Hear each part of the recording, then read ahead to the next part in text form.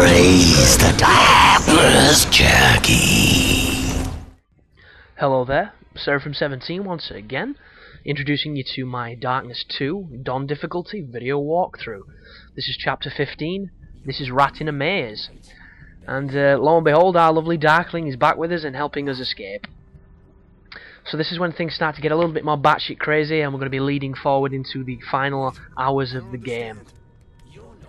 And I've got actually a pretty funny story here. Is I was searching the Darkness 2 on YouTube to see pretty much who my competition was when this guide goes up, and I know that might seem like an ego thing, but I do it with every video I put up just to see who's getting the most views and who the people are watching.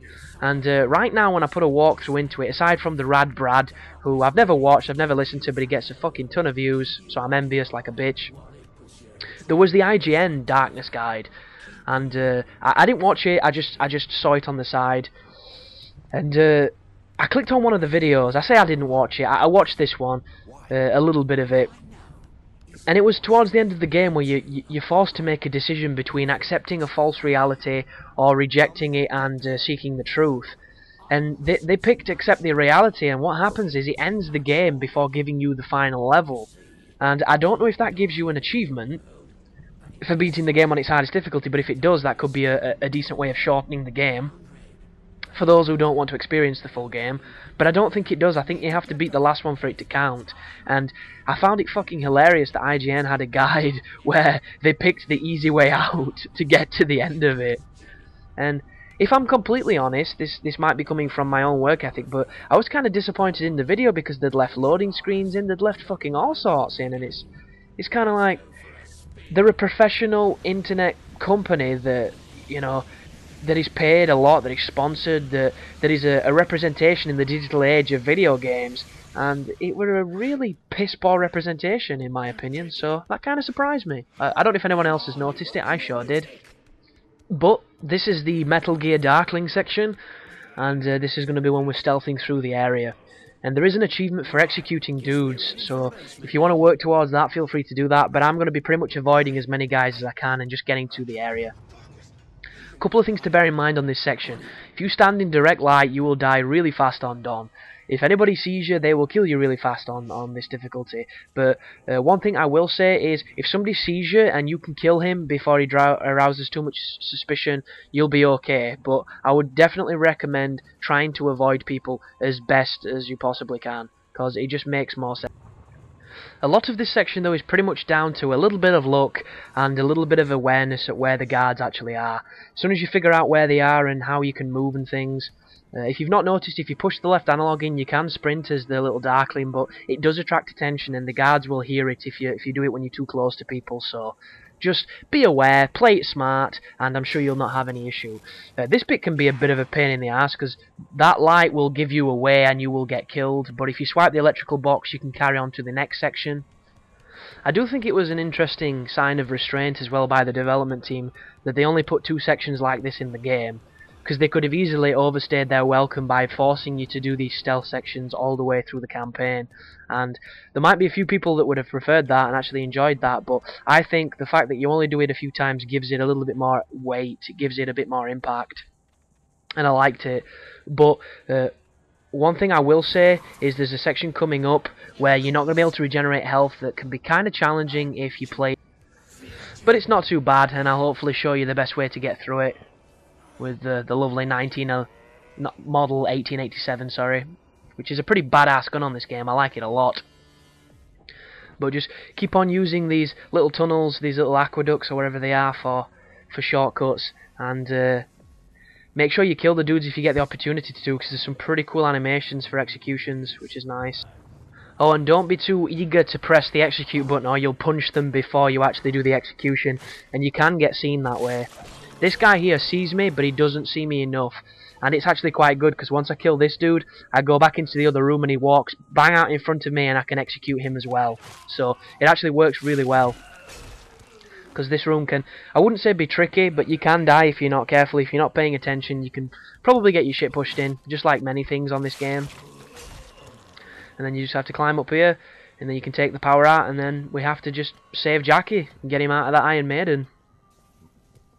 And I don't know about your people, but those sections where he's been bled dry of the darkness when he's in the machine and that, they really reminded me of Blade, where Blade always seems to find himself getting into those situations where they're stealing his blood, and he's always in some really fucking disgusting machine that does something really nasty to his veins and something along those lines, and they're always just trying to steal his shit, man, always trying to steal his shit. It's not good.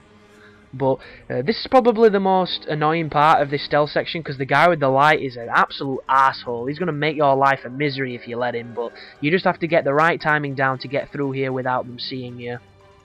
But yeah, bit of luck and patience, you'll be able to smash the boards, and then we can carry on down here, kill this dude we're about to come up against, and free Jackie from the Iron Maiden.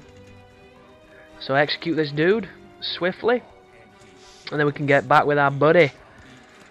Start saying, "Hello, monkey," all the time, like he seems to like to do. But there we go, now we're back as Jackie. We have lost our darkness abilities, so we can no longer regenerate life. Although, you still can, it's the same concept of if you lose the full square, you can't regenerate it. But, just be aware, you can't eat hearts and all that good stuff, so this is going to be as tentative as you can play, and as lethal as you can make it. And what's going to happen is we're going to be moving into a library where there's going to be some exposition about your dad. You're going to get a good old Remington shotgun, and it's time to do the Arnie moment of, you know, you can't do that, and then he just goes wrong and sprays that shopkeeper guy. Well, that's what you're going to be doing against every dude you come up against as soon as you get this shotgun. And then, once you've killed a few dudes, we're going to be fighting a boss. And the key to beating this boss is to stay up his arse as much as you can. Imagine you're doing like some anal fetishist video, and you will succeed. Because if you put pressure on him and he's running away from you, he has a lot of trouble getting away from you and doing enough damage to kill you, while you do massive damage to him and take him out. And if you're using dual weapons like dual umps or UMPs, depending on how you say it, it will destroy people, and it will destroy him. And just keep as much pressure as you can. You will get a checkpoint through midway of the battle, and it should make it pretty easy, but I'll talk more about that when we're there, because you're going to see that in the next video. But this is just the Darkling telling us about his dad, because it turns out, you know, Jackie's dad was a pretty badass when it came to knowing about the darkness and all that good stuff. And it's been so long since I read the comic that I can't quite remember all those plot lines, but I'm sure it's in there somewhere. So just mow these dudes down as best you can. Just be a little bit more conservative than you normally would, because you can't get your life back unless it's, you know, not fully destroyed and it regenerates by itself. But that aside, you've got to be a little bit more of you know, of a professional on this section. And it just involves peeking around corners, using cover, all that good stuff, getting off the first shot, and just waiting for your life to come back if you do take a bullet or two. But just do not rush around the corners, or you'll end up getting your life stripped real quick. And just keep smashing people. Keep popping dudes. And there is ammo everywhere, so if you somehow manage to you know, shoot too much, you blow your load too early, so to speak, then you will have plenty of tissues to mop it up and get you more bullets. Now there's the Desert Eagle, which I love, so I'm going to be picking that bad boy up. And back on with the I keep wanting to call it a 1911, even though a 1911 is a pistol. I don't know why. It's really weird, but nice little drive-by there, headshot, taking them out. Use the crates as cover. This shotgun has some real good range, so if you're worried about its range, don't worry. It's a full-on Spaz 12. It will fucking Randy Savage people from some real range. And just keep pushing forward, spraying dudes, pushing forward, spraying dudes. And I think the next room after this one is the boss room, so look forward to that, because this is by no means a challenging boss, but you might die a couple times until you understand how it works, because he has the power of the darkness, and he's going to fire Darklings at you, and these Darklings will run, and if they touch you, they blow up. But luckily enough, for some reason, they don't do that much damage, even though it's on its hardest difficulty, so you can shoot them and they'll die in a few bullets, or you can just run away from them and focus on the boss. But I'll tell you more about that in a moment, because as we push forward, the video will end, and I'll see you in the next one. So you take care now.